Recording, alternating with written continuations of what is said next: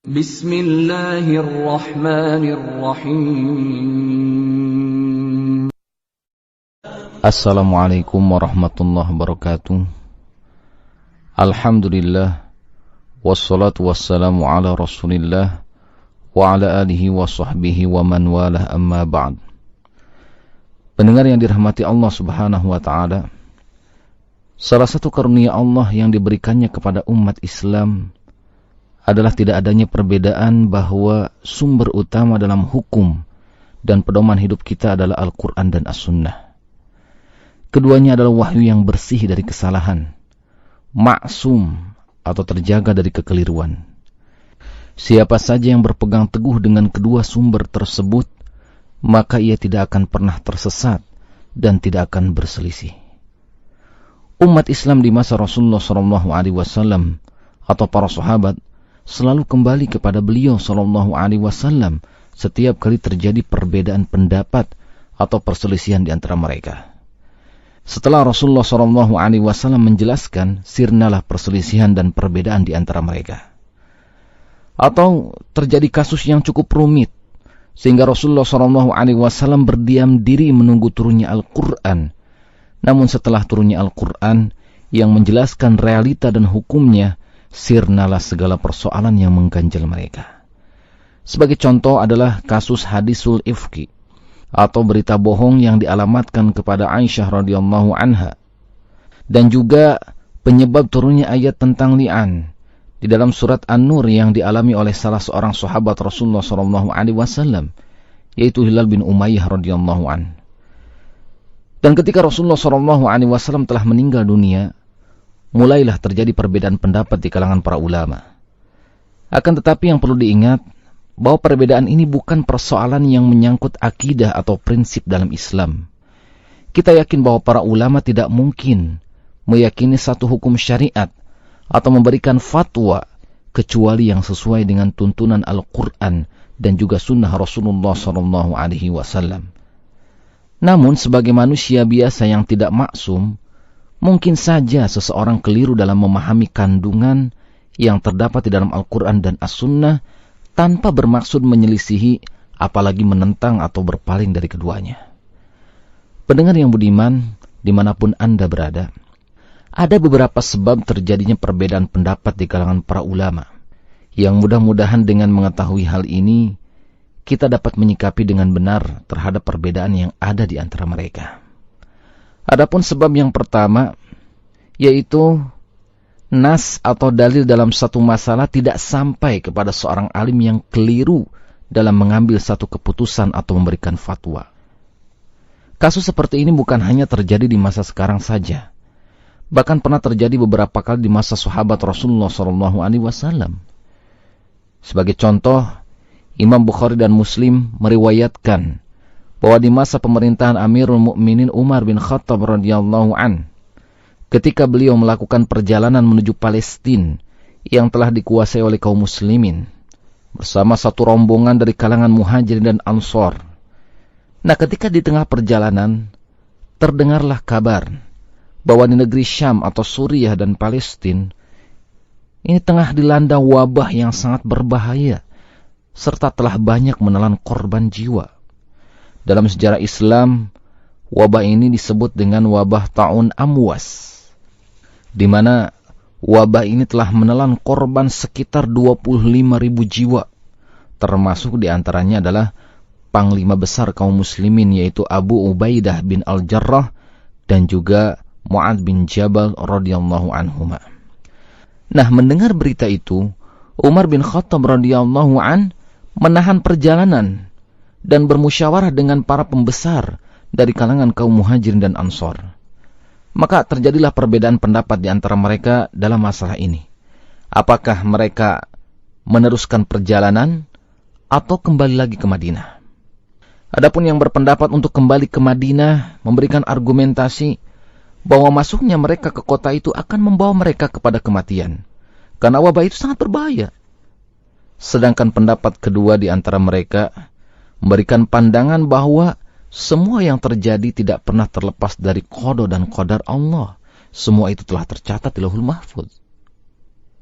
Pada saat itulah Abdurrahman bin Auf radhiyallahu anhu datang dan berkata, "Sesungguhnya saya mempunyai pengetahuan tentang hal ini. Saya pernah mendengar Rasulullah SAW bersabda, "Idza sami'tum bihi fi ardhin, fala taqdumu alaihi, wa idza waqa'a bi ardhin, wa antum fiha, fala takhruju firaran minhu." Yang artinya, apabila kalian mendengar berita tentang penyakit ta'un di suatu negeri, maka janganlah kalian memasukinya. Dan ketika wabah penyakit itu tengah terjadi, sedang kalian berada di sana, maka janganlah kalian pergi meninggalkan negeri itu karena lari dari penyakit tersebut. Nah, setelah mendengar hadis tersebut, maka semuanya pun tunduk dan patuh terhadap sunnah Rasulullah SAW dan mereka kembali ke kota Madinah. Kemudian pendengar yang dirahmati Allah Subhanahu wa Ta'ala, adapun penyebab yang kedua, yaitu sebuah hadis atau dalil ini telah sampai kepada seseorang yang kebetulan keliru dalam mengambil satu keputusan. Namun, ia kurang percaya kepada pembawa berita atau yang meriwayatkan hadis tersebut. Semisal, ada imam fulan mengatakan bahwa hadis ini sahih, sedangkan imam yang lain berpandangan bahwa hadis tersebut dhaif atau lemah. Sebagai contoh, pernah terjadi di masa Khalifah Umar bin Khattab radhiyallahu anhu, ketika beliau menolak riwayat dari Fatimah binti Qais radhiyallahu anha bahwa perempuan yang telah dicerai yang ketiga kalinya oleh suaminya, perempuan itu tidak berhak lagi mendapatkan hak terhadap nafkah dan tempat tinggal dari suaminya. Maka Khalifah Umar bin Khattab radhiyallahu anhu menolak riwayat itu karena kurang percaya terhadap orang yang meriwayatkan hadis tersebut.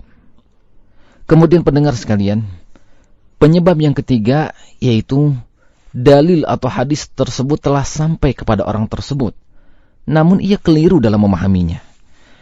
Contoh perbedaan seperti ini pernah terjadi di zaman Rasulullah SAW, bahkan pada masa hidup beliau SAW.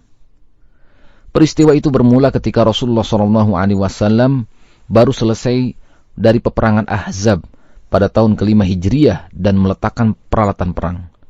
Pada saat itu datanglah malaikat Jibril alaihissalam. Lalu ia berkata, "Berangkatlah menuju perkampungan Bani Quraidah." Maka saat itu juga Rasulullah SAW memerintahkan kepada para sahabat agar segera berangkat menuju perkampungan Bani Quraidah dan berkata, "La yusalliyanna ahadun al-asra illa fi Bani Quraidah." Yang artinya, janganlah seseorang salat asar kecuali di perkampungan Bani Quraidah. Dan ternyata para sahabat berbeda pendapat dalam memahami nas dari hadis ini. Sebagian mereka memahami bahwa yang dimaksud Nabi SAW adalah agar mereka segera berangkat sehingga sampai di perkampungan Bani Quraidah sebelum salat asar. Karena itulah ketika tiba waktu salat asar, sedangkan mereka masih berada di tengah perjalanan, mereka tetap melaksanakan salat asar tersebut dan tidak mengakhirkannya hingga sampai di perkampungan Bani Quraidah.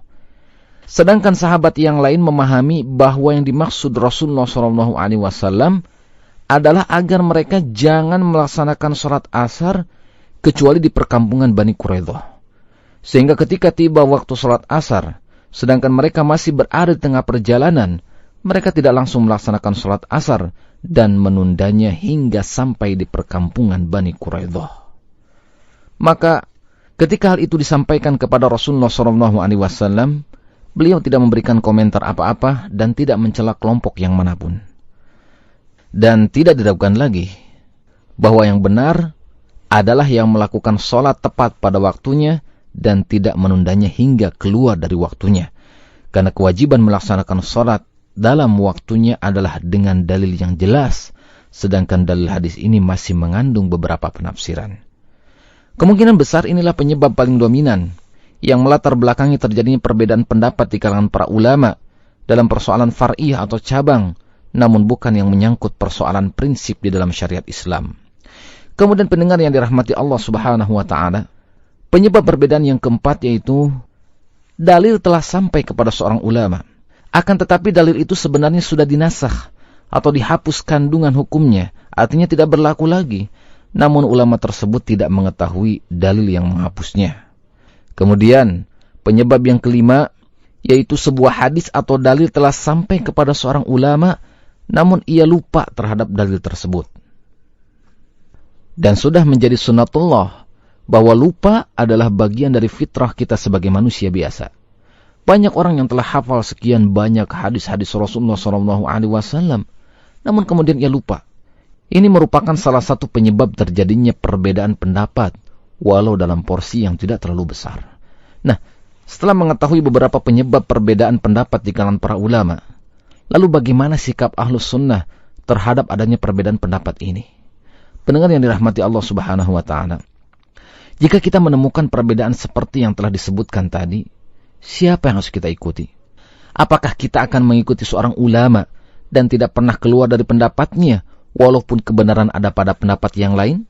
Ataukah kita mengikuti pendapat yang lebih kuat sesuai dengan dalil-dalil yang ada, walau berbeda pendapat dengan ulama yang kita ikuti? Maka jawaban yang benar adalah yang kedua. Karena wajib bagi yang mengetahui dalil yang sahih untuk mengikutinya, walau berbeda pendapat dengan ulama yang diikutinya. Karena mereka adalah manusia yang mungkin saja keliru dalam memberikan fatwa atau mengambil kesimpulan dalam satu hukum. Siapapun yang meyakini bahwa ada seseorang selain Rasulullah SAW yang harus diambil pendapatnya setiap waktu dan keadaan, berarti dia meyakini bahwa selain beliau SAW ada yang memiliki keistimewaan risalah atau ada yang maksum, artinya dipelihara dari dosa dan kesalahan. Padahal tidak ada seorang pun yang memiliki keistimewaan seperti ini selain Rasulullah SAW. Dan setiap orang bisa diterima pendapatnya atau ditolak, kecuali yang diriwayatkan dari Rasulullah SAW dengan sanad yang sahih. Pendengar sekalian, demikianlah yang bisa disampaikan. Mudah-mudahan bermanfaat. Wallahu ta'ala a'lam. Wassalamualaikum warahmatullahi wabarakatuh.